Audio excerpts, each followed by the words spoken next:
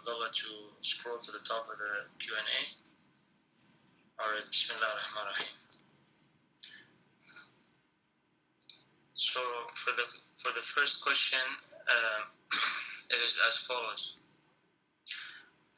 It is about ilm hasuli of Allah subhanahu wa ta'ala and the need for arguments or conceptualization with regards to Allah. So here's the question. It was said that the person who understands God directly by presence does not need arguments. However, it was also said earlier that in the best scenario, ilm hasuli can be reporting ilm huduri, meaning that it could, only in the best scenario, it could be accurately reporting ilm huduri, but there are times where it could be not accurately reporting ilm huduri. There could be a mistake. So question A and question B. Question A is the following. So does this mean that if we have ilm huduri of Allah subhanahu wa ta'ala, we still need to develop our rational deductions about Him to properly conceptualize what we are knowing by presence of Allah subhanahu wa ta'ala? This is the first part of it. Yes, of course. Even if you have knowledge by presence, first of all, knowledge by presence in most of people would not come unless after a great struggle in understanding Allah conceptually. So it doesn't happen, to a child or newborn baby. It happens to someone that has been involved in ibadah and in, understanding Allah subhanahu wa ta'ala for most of people. So this type of, experiential, mystical experience about Allah subhanahu wa ta'ala doesn't happen to people without knowledge. So a path towards that is conceptual knowledge. And after that also, in order to save it from misunderstanding and in order to be able to take it further, again, you need to add to your conceptual knowledge. So no one should say that I don't need conceptual knowledge, although if they have knowledge by presence of Allah subhanahu wa ta'ala, that's a great gift and it should be appreciated, but it should not be thought that this is enough. So the second part of this question is the following. So is it possible to have ilm huduri of Allah subhanahu wa ta'ala at such a level that verbalizing the rational arguments for His existence, His attributes, His reality becomes self-evident and effortless? In other words, is it possible to have ilm huduri of Allah subhanahu wa ta'ala at such a level that the rational arguments for His existence, His attributes, His reality are also known by presence? Not necessarily, because the rational argument has its own process. So if you know something, for example, if you know about your feeling of joy, happiness, for example, or sadness, this is knowledge by presence. But if you want to argue rationally for it so that another person also can come to know that you are sad or you are happy, then you need to start from zero. You cannot, say that because I have knowledge by presence of this, then whatever I say, other people should be able to understand. So the rational process is something that you can share with other people. So the beauty of it is common, and other people can evaluate it, can access it, and can appreciate it, and can learn from it. But this has a cost. The cost is that you have to take all the pain of starting from scratch and building, brick over brick so that the palace of knowledge can be built. So even if, for example, you are a mystic or you are, for example, a ma'soom who has intuitive knowledge of Allah subhanahu wa ta'ala, if you want to prove the existence of Allah to other people who don't have that experience, you have to start from scratch. And that process of starting from scratch is through concepts. It's through a different path. It's a different path. Yes. That is through concepts. Okay. Yes. So question 2. How this is about allegations that religion is not needed and is the source of violence. So how do we answer allegations? Because in the theological instructions we talk about religion is beneficial and it brings good and we have to study it at least, or it could bring good and we have to study it to find out if it brings good or if it repels harm. There's different arguments like this, but the popular kind of rhetoric is the following: how do we answer allegations? And these are their allegations. How do you answer these allegations that religion is not a source of benefit, rather it's a source of harm and the cause of violence and wars? Further, it is not needed for us to be good human beings. Instead, we can just be good human beings by making sure that we don't cause any harm to any other human beings, which is self-evident. Yeah. Those who say that religion is harmful, they have to argue for it. And if you see their argument, you see they don't have any argument against religion in principle.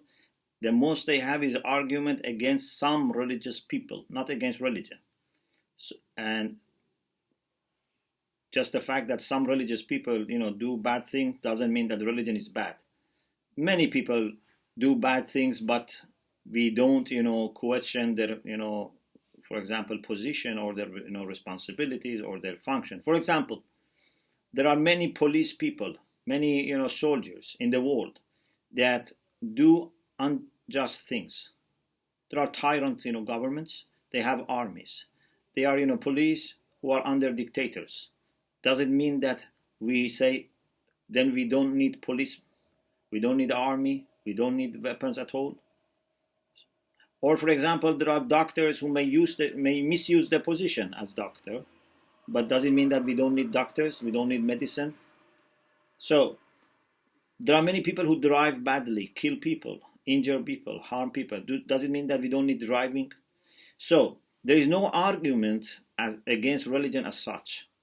But we say religion is helpful, is beneficial. We need also to argue. The way we argue is that we refer to the things that religion teaches. If people act upon religion, then lots of good come to society. If people act upon for example, rules of traffic, lots of good come. If people don't observe them, then that's their problem, not the problem of the rules and regulations. If people observe the health requirements and health regulations, they benefit. Otherwise, it's not the problem of the rules and regulations. So, what is Islam, for example? What is Christianity? What is any true religion or any divine religion other than asking people to be kind to each other, to be just, to keep their promises, to be a kind of instrument for peace, for help? All religions in principle ask us to do good things. So I am not saying only Islam is good. I think religion is very good.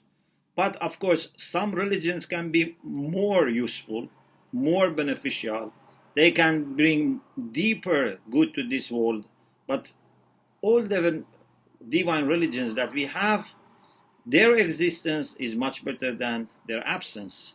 Acting upon them is much better than acting upon man-made values. Even those who are not religious, and you, for example, say they are moral, the values that they act upon it are divine values. For example, you say, they are not religious, but they are kind people, helpful people. They don't harm anyone. Okay, these are basic and bottom line of divine value system also. But religion asks us for more. Who other than religion, who other than Rasulullah sallallahu alaihi wasallam, for example, says that not only you should not harm people, but you should share with people what you have. Or not only even share with people, you should give priority to people. So not only we believe in ihsan, we believe in ithar. يُؤْثَرُونَ عَلَىٰ أَنفُسِهِمْ وَلَوْ كَانَ بِهِمْ خَصَاصَةٌ. They give priority to other people, even if they are themselves in need of what they have. So, is this something that is harmful? When Islam says that you have to be observing justice even with respect to your enemies. When Islam says you have to deliver the trust back to people, even if they are killer of Imam Hussein, you have to deliver the trust back to them. Imam Zainul Abidin salam said, even if the sword by which my father was killed is left with me as a trust, I would give it back. Is this harmful? Islam says you should not tell lies even to animals. You should not even deceive animals. You know, some people had the habit, and maybe still have habit, for example, when they want to move animals, they show them some grass. When the cow, for example, or the goat goes to have the grass, then they take them, you know, to another direction. They don't give them grass. This is Islamically not acceptable. You should be honest even with respect to animals. So, I don't think anyone would doubt values that religions promote, especially Islam. The only problem is that mispractice of some people who happen to be called Muslims or Christians or Jews or other names, but they never represent their faith, and you can never judge about their faith by the way they behave. So we'll take some questions from our brothers and sisters in the West Coast. We have one question in the for Orient 101 that basically is as follows. So the title of the question is Social Wilaya and Other Religions. Assalamu alaikum, Sheikh Shomali. Alaikum assalam. Does our responsibility in social wilaya relate to our Shia community and the followers of our holy Imam, Ajjallah Ta'ala Fajr Sharif only, or does it extend to people who are seeking knowledge and inclined towards our faith, but are confused by religion? For example, a question I recently came across. A Hindu is saying, if God wanted me to be a Muslim, I would have been born one. How would you respond to this question? So we can say there's two parts in this question, whether social wilaya extends to people who are seeking knowledge and inclined towards our faith, but are confused by religion. And I can tell you about the next question, which is a question by a Hindu. Okay. Normally, when people talk about wilaya, they seem to limit it to the believers in the wilaya of Ahlul Bayt alayhimus salam. But my understanding in this, and Allah knows, my understanding is that, and I have mentioned this in a lecture I have on friendship in Islam delivered in the 5th round of Catholic Shia Dialogue in Qom. I ended my lecture with saying that the relation of wilaya can be extended to the people who work for the same causes of the camp of wilaya, even if they are not aware of the hierarchy of leadership. For example, if Imam Zaman Ajjalallahu Ta'ala Farajahu Sharif and his true followers struggle for establishing peace and justice all over the world for mankind, and there are Sunni brothers and sisters who work for the same cause, they are very conscious about justice and they struggle for establishing justice. They don't know maybe Imam Zaman at this stage in their life, but day and night they are working for the same cause. Aren't they also included in the same camp? And on the other hand, if supposedly, God forbids, if there are some Shia who work for the unjust causes against the direction of Imam Zaman and his true followers, are they included in Wilaya? So, as Amirul Mu'minin alayhi salam said, اعرف الحق تعرف أهله. Try to know first the truth and then find who are the people of truth, instead of first looking at the people and then based on what people do define the truth. First define the truth and then find the people who are with the truth. The same is with justice. First understand what is justice and what justice requires today, and then you would realize who is with the master of justice, who is with the leader of the justice and with the icon of justice in this world today. So, I have my humble opinion. I'm not insisting on it. But I have my humble opinion that social wilaya can reach, I'm not saying there is the same level, but can reach and include the people who work for the same causes as the people in the camp of wilaya, even if still they don't have that understanding. They believe in God, they believe in the hereafter, but maybe they are not Shia, or maybe they are not even Muslims. They are also possibly included in the camp of wilaya. And at least there is no harm at all in making friendship with them. Allah subhanahu wa ta'ala says in the Quran, you should not take people like kuffar or like Yahud or Nasara awliya min dun al-mu'minin. That's the problem. If you take them as your awliya and not mu'minin, this is the problem. But we are not talking about this. We are talking about taking mu'minin as your awliya, and then among the people of other faiths, those who have the same orientation in their life and the same cause in their life, and they do what mu'minin do without knowing all the levels of leadership, they are also definitely your good friends, and maybe in my understanding they can also be included in some circle of wilaya, not the central or next to the central, but the circles of wilaya can reach them and include them, inshallah. The second part to this question is the following.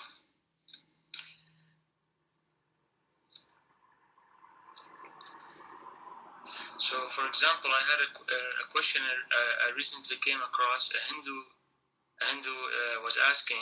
He was saying, if God wanted me to be a Muslim, I would have been born one. How would you respond to this question? So this means that no one is responsible for choosing the right faith. This means that we have no choice, we have no rational way to assess and evaluate. Every person just should, follow the religion to which he is born. So if you are atheist, then you remain atheist. If you are idol worshipper, you remain idol worshipper. This argument is very weak, and no one, can justify being in the same religion or lack of religion that through which he is born and say this is what Allah has chosen for me. No, Allah has chosen for you to be a free and responsible person who would make his choices, especially the choice of religion, rationally and responsibly, and is aware to answer on the day of judgment why he has done so. The next question is from self-knowledge, and it's regarding, it's under self-knowledge, and it's about the mubahatha. So the question is, can you please share some tips on how to have an effective mubahatha session? Mm-hmm. Are there protocols to be followed? Jazakallah. Thank you. Very good question. Maybe inshallah you can share with the brothers and sisters the sessions that we had in Hawza here on mubahasa and studying. In the Akhlaq series, the last few sessions of last semester were about etiquettes of mubahatha, etiquettes of reading and studying, and this is, I think, lecture 40, onwards. So if you can share with the brothers and sisters, that would be very appreciated. But just briefly, first of all, without mubahasa, it's almost impossible to learn things, unless you are a very. I'm sorry, Sheikh, and it was lecture 40 onwards. Yes. I think we had 45 lectures so far.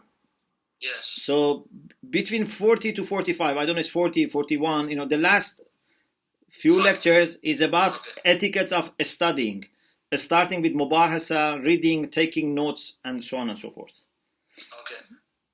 Okay. So maybe this should be highlighted, in the website, and we can have the transcripts. Mubahasa is very important. Most of people, without mubahasa, it's impossible for them to grasp. Even if you are very intelligent, you need to do mubahasa.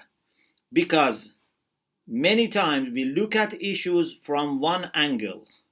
It is in the mubahasa that we can look at the same issue from different angles, and different individuals can bring their input, and therefore to make sure that in the end of Mubahasa we leave with better understanding, more comprehensive understanding, and also we can better remember. When you just listen once or you read the book, then you forget very easily and quickly. But after discussing and Mubahasa, you remember better. So you understand better, you remember better, and also it helps you in developing your skills of teaching and presentation. If tens of times you present, then you would become a good presenter, you would become a good teacher, a good speaker. And also you would develop the habit of listening. When your friend is teaching you, you have to listen. One day you teach and he listens, another day he teaches and you listen. So you need also to be a good listener. Actually, to listen also effectively and patiently and with concentration is not easy.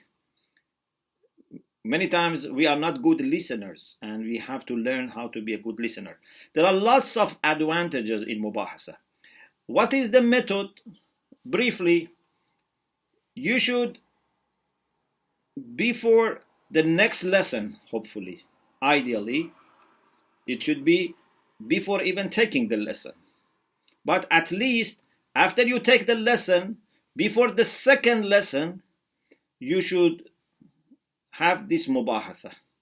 2 people or 3 people, maximum 4 people, is needed. So what you do, you take the lesson, you study, prepare yourself so that you are ready to present it. Then randomly you choose who would be presenting. For example, like by Qur'an, by drawing, for example, what is in a kind of drawing a lot, opening, for example, the page, and finding, for example, you say, odd or even whatever, So one way, randomly, you choose who is going to present. Because if you say, for example, next time you would be presenting, the other people may not prepare themselves. So every person must come prepared to the extent that he or she might be the one who is going to present. But then we choose one person. So that person starts teaching as if it's a classroom and he is the teacher and the rest of the students. But the advantage is that these students are at the same level of the teacher. So if he makes mistake, if he forgets something, he misrepresents something, they can remind him. Sometimes many questions happen, they are not convinced, they discuss. But not to prove themselves, just to discover the truth. In Mubahasa, you should learn how to be empty from ego. One of the bad habits in Mubahasa is that, I said something, and when my friend said you made mistake, I want to prove that I am right. This is very bad. You have to learn to give up your ideas. You have to learn to say, thank you very much, I made mistake. Thank you for reminding me. Thank you for teaching me. I learned from you. It's a great spiritual exercise as well. And if you learn this in your Mubahasa with your partners in Mubahasa, then inshallah, in your family, between husband and wife, in your workplace, between colleagues, with your neighbors, with members of community, also you can do this Mubahasa. We discuss with each other, but then I would be very happy to accept the opinion of other people. So this is briefly something about Mubahasa, but inshallah, if you follow those lectures, inshallah, you will find more. A follow-up question, Sheikhna, on this point about Mubahasa. What is your advice if a team has one of the members struggling at some phase in their studies, and they're not able to necessarily be ready to teach the material, or for example, they are at one chapter, the 2 chapters behind the first one? Should they wait and only have a Mubahatha when they are all at the same level, or is there another course of action that they should follow? If that person has an excuse, we should help him or her, and we should have allocate extra time so that that person can reach And if he's not, or we are not able to give extra time, okay, we leave those 2 lessons for another time. We try to follow, the lecture, because if we are always, behind, then it means that we never, do proper mubahasa. But if that person doesn't have excuse, so we should try to encourage him, and maybe sometimes we need to push him. Maybe sometimes you have to fix a penalty. For example, you say, if you don't, prepare yourself for next mubahisa, for example, then, you should, for example, do something extra. So a kind of penalty, a kind of, thing, of course, not as a force and obligation, as a kind of voluntary measure, so that there is a kind of pressure, and the person should feel embarrassed not to prepare himself. But if there is excuse, of course, you have to be, a little bit flexible. The main thing is, if I am showing a little bit of reluctance or laziness, you should encourage me. If you are showing reluctance, I should encourage you. One day maybe I am not prepared, you help me. Another day maybe you are not prepared, I help you. But we know that our success is the success of the team. And we move forward as a team. And we learn how to be a team. This is very, very important. Okay, so basically, looking for, we have a live question, so I'll take the live question. Yes. So the question is as follows. How do we define how much you can charge for sharing knowledge, or we cannot charge at all? For example, if you are a teacher or a coach or other, many occupations where you are basically sharing your knowledge. So does the charge differ whether you are working, sharing your knowledge with Muslims or non-Muslims?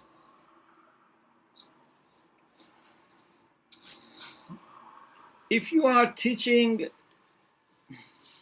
secular subjects, for example, teaching them physics, chemistry, maths, I don't know, sport, languages, you can charge them, but you have to be fair. And you have to also try to teach people who are not able to afford. So if there is a child who doesn't have money, or the parents don't have money, don't deny knowledge because they are not able to pay. But you can charge people who have money, but in a fair way. But when it comes to teaching religion, it's very, very difficult to charge people. But I know that some people, this is their only way of making money, and if they don't want to do this, then we would lose lots of people in the community, because if all the teachers stop teaching, then we would have more harm. So at least let us change our attitude. So let us first know that we are doing this for the sake of Allah subhanahu wa ta'ala, and the money is not important. The money is not the return for what I teach. If I teach one hadith or one ayah of Quran, and I take $10 or $100 or $1,000, I have underestimated the value of this verse or ayah. I'm not saying to charge people more. I'm saying even if you charge them $1,000 for every ayah, if you charge them $1 million for every ayah, you have underestimated this ayah. The whole dunya is not able to stand as a value, as a price for teaching one ayah or one hadith. So let's in our mind make it clear that I am not putting the value of money for what I am doing. I am doing this for the sake of Allah subhanahu wa ta'ala, but I need some money. So in a very fair way, I say, for example, I appreciate if this money can be paid, for example. But don't think your rizq depends on the money, and don't be greedy about money. Don't think that this is equivalent to what you do. So this is what I have to teach myself, and we should also, teach ourselves. So I'm not talking this about, other people. I'm telling also myself. I'm teaching myself that we should remember always that even if we receive money, even if we are paid, this is just as a maybe practicality of life, as a necessity of life, as something that we do it with pain, with bitterness. Otherwise, we wish we didn't have need for money so that we could do things completely free. So if this mentality is there, and if we keep remembering this, then even if we take money, at least, inshallah, spiritually, we would be less affected. But the question remains, as I said, some ulama say that for teaching wajibat, you cannot, charge people. Then they say, for example, then you can charge them for teaching mustahabbat or things which are not necessary. Or, for example, for going and coming for transportation and this type of thing. That is a technical issue that you can check with your marja. But from a spiritual side, the mentality and the attitude should be something like what I said. Or maybe you have something better than what I said. So, another question going back to, seems to be a follow-up question here. So let me take the follow-up question because it's a live question. Usually we give priority to live questions. And the follow-up question is that how do we... So, Sister Sarah, would you like to take the microphone and ask directly? Can you hear me?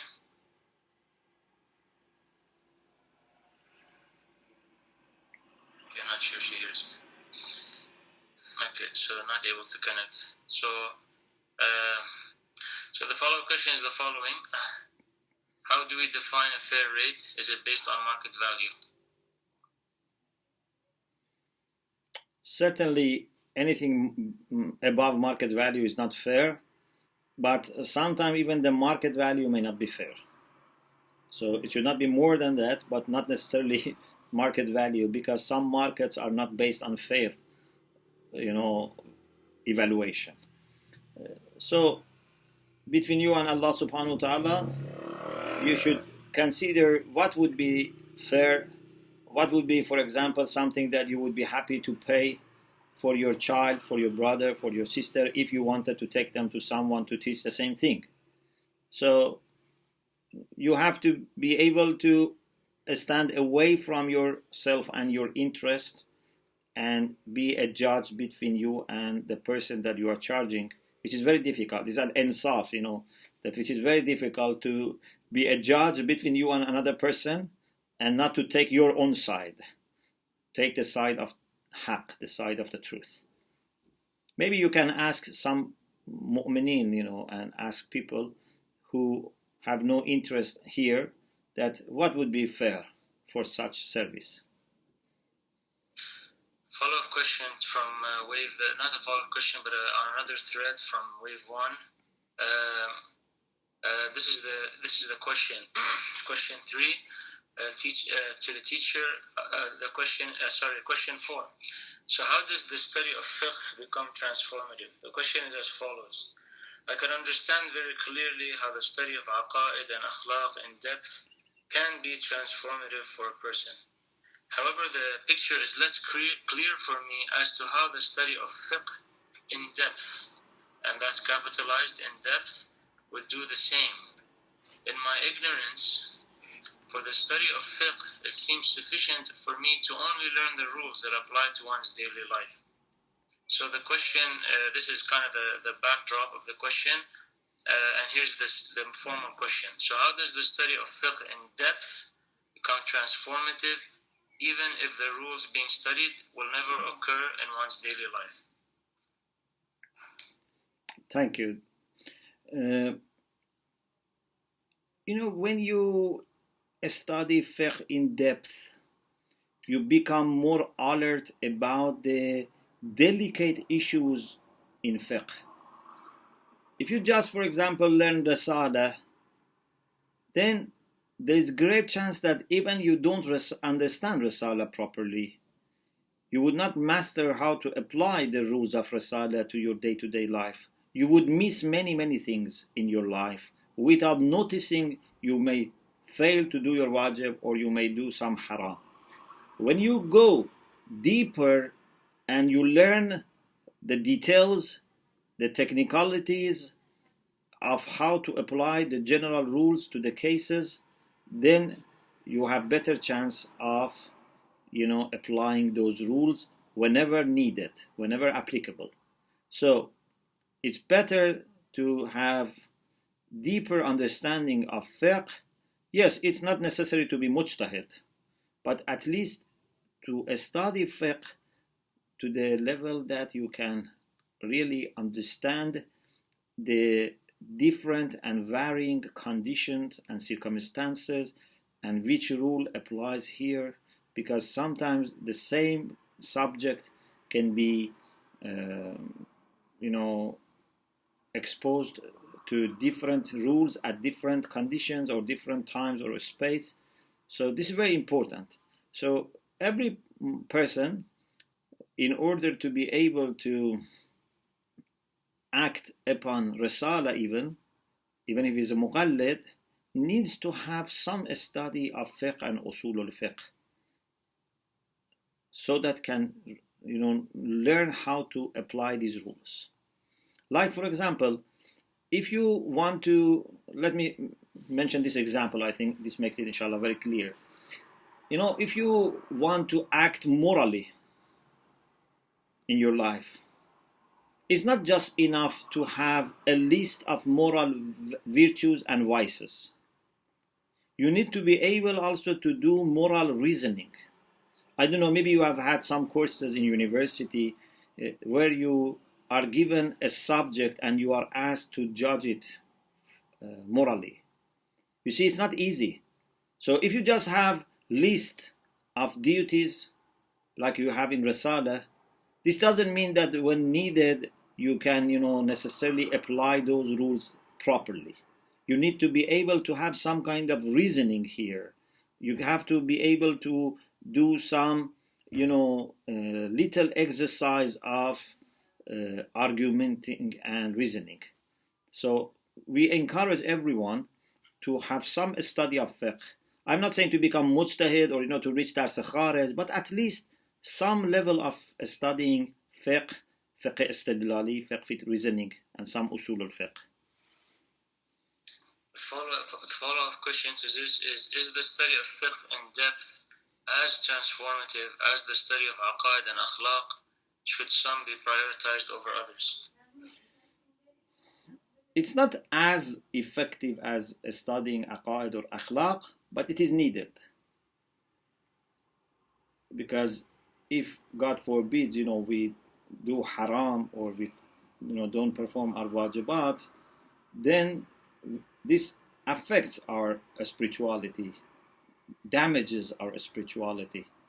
So I'm not saying it's as important as aqaid or as important as akhlaq, but it can be sometimes more urgent, something that you have to fix it quickly.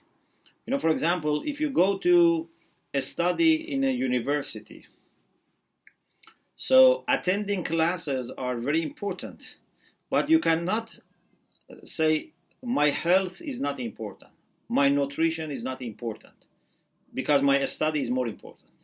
No, if you are not careful about your nutrition, about your health, about your safety, about your security, you cannot study.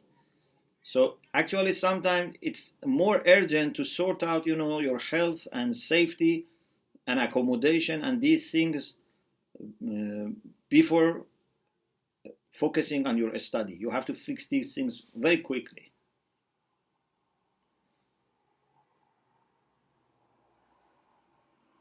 So we have two live questions. The first one is the following. How do we balance our duty of giving from what we love and preferring our brothers, sisters, meaning that are not from our family, above ourselves with our duty to our family and providing our family with their needs.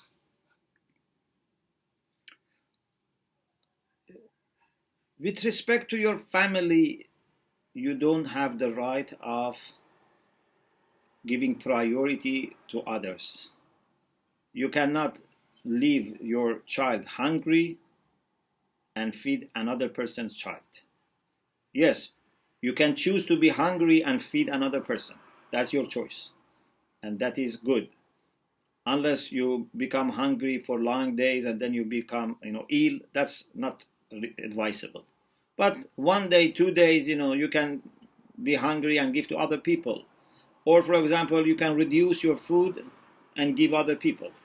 But don't make this decision on behalf of your family. This is something that they should decide.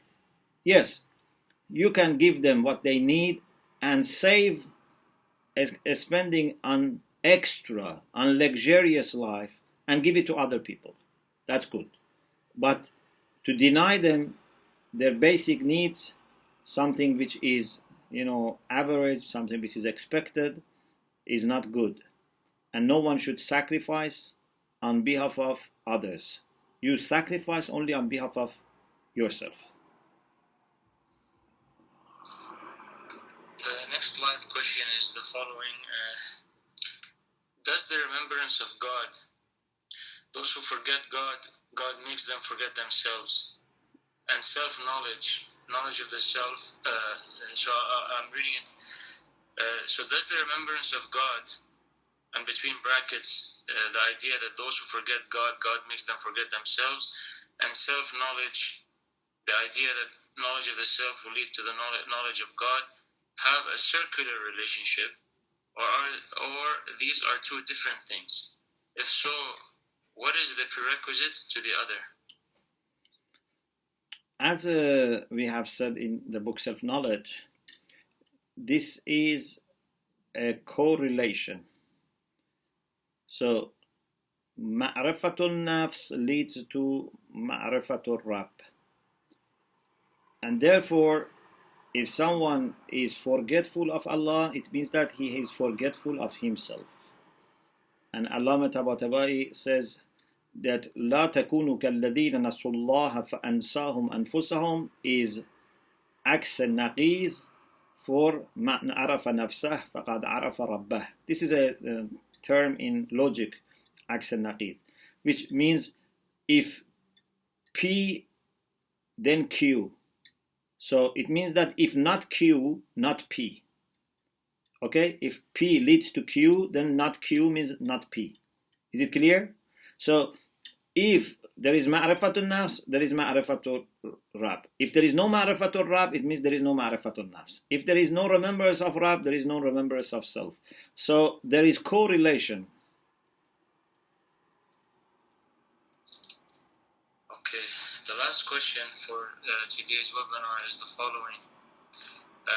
Sorry, we're having some technical difficulty with the webinar, but inshallah, we're working on it. And the question is the following. Approaching perfection is titled Approaching Perfection in Abject Poverty. So we learned that Allah subhanahu wa ta'ala has endowed us with an infinite desire for perfection.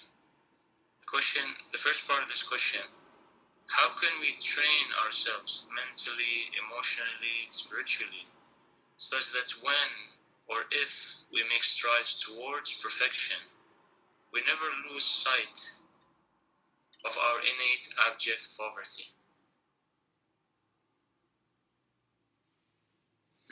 If we really move towards perfection, our understanding of our poverty should actually increase. There is no way to get more spiritual or more closer to Allah and not develop humbleness. Those who develop arrogance, it means that they are on the wrong track. A true spirituality always comes with understanding better your emptiness, your humbleness, your insignificance. It's true that every human being is important, but every human being is important because of what Allah has done, not because of our own achievement. When it comes to our achievement, we are very little, we are very weak. لا يملك لنفسه نفعا ولا ضرا ولا موتا ولا حياة ولا نشورا. We don't possess anything. We don't have control over anything, whether it be our life or death or health or illness or rich or poverty, over our children, our family, our fame. We don't have control over anything. If we have any control, it's only over our free will. That is the only thing that we have control. And if we act with our free will properly, then inshallah Allah will help us and we will move towards inshallah perfection. But the more you gain, the more you feel indebted to Allah subhanahu wa ta'ala. You should be more humble. So there is no way for developing ego or arrogance in true spirituality. This is something that you have to be very careful. The more you learn, you have to be more humble. The more you get closer to Allah, you have to be more humble. If you think you have become better than other people, so you have to revise your way of, doing these spiritual exercises. The second part is, we'll leave that second part because we have a live question. What is the definition of love in Islam? That's the last question for today's webinar. Very good question, but I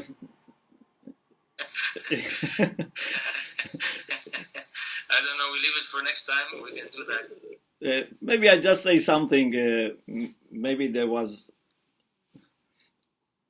a reason behind asking this question. Maybe there is a wisdom behind this. What is love?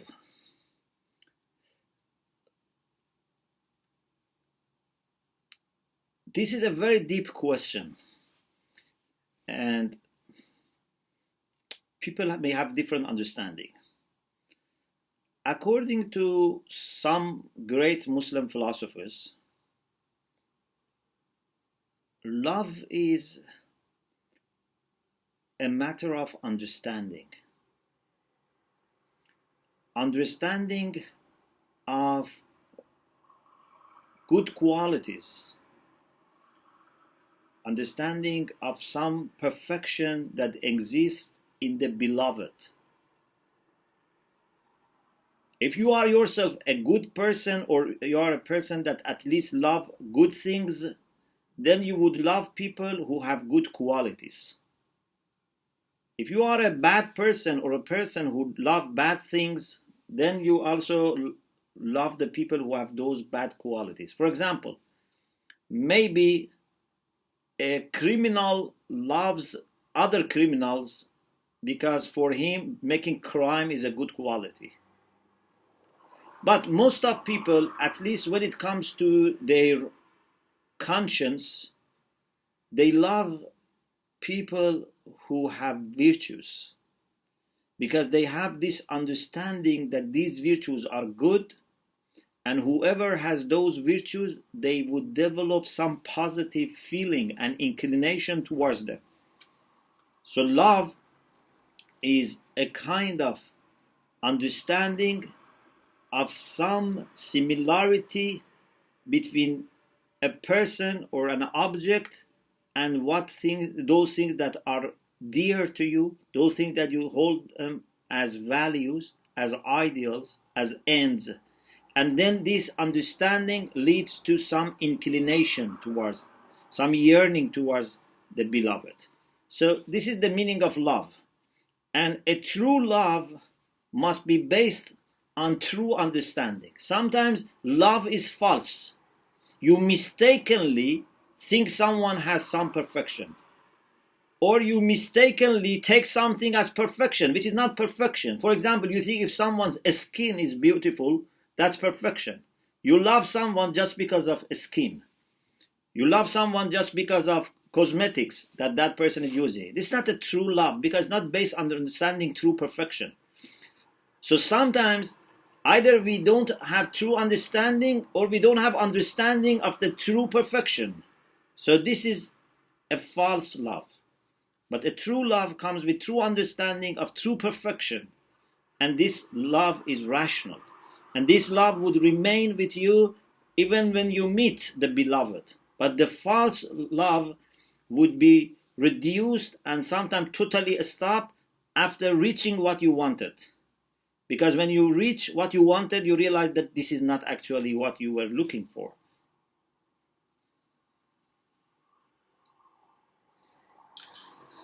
So, Sheikhna, with this we arrive at the end of the webinar, and we'll leave it for you, inshallah, to pray for us and conclude the webinar, inshallah.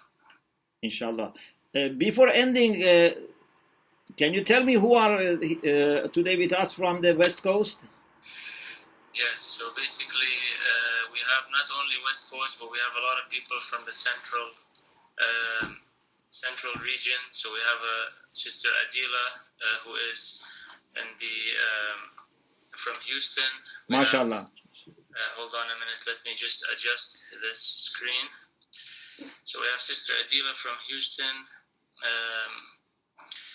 We have Sister Elia from Houston. We have Brother Ali from Manitoba.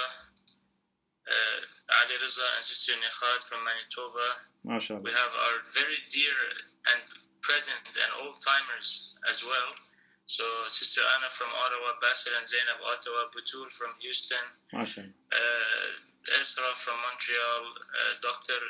Dekrayat, Dr. Rida rather from Manitoba, and of course our dear Fatima Ali, Fatima Hussein from San Jose, Fatima Sharif, as we know, and we have Fatima Kari from Ottawa from the Muslim Scouts, Sister Ghadir from Montreal, Gulam and Natasha and their little one, I imagine, Sister Hajar from Kuwait,